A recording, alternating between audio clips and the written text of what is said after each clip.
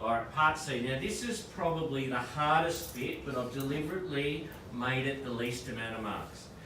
Here I'm introducing a term from economics called opportunity cost.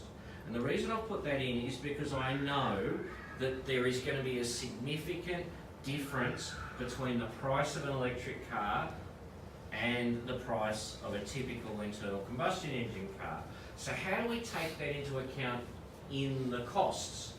Because let's say, and I'm just making this up, I don't know, but let's say your electric car costs $100,000 and your internal combustion engine car only costs $30,000, that's a $70,000 difference.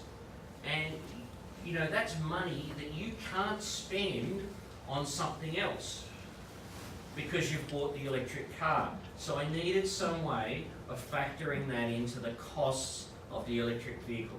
And the way I'm doing it is through this opportunity cost idea. So let's say if you bought the petrol car, you would have that $70,000 in your pocket. How can we measure the value of that $70,000? Well, one way we can do it is by putting that money into a term deposit over the 5-year period and finding out what you could have earned with the $70,000. And that then becomes a cost we apply to the electric car. It's an additional cost. The cost of buying something that was much more expensive.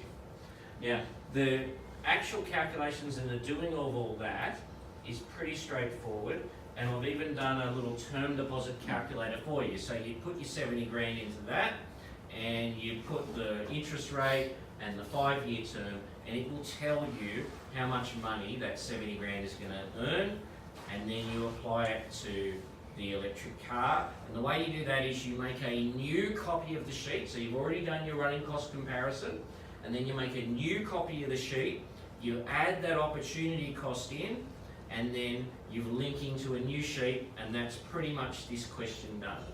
Okay, it sounds complicated, it's pretty straightforward, it's only worth 3 marks, so worst case scenario, if it's completely befuddling you, it's not going to write off your assignment by any means.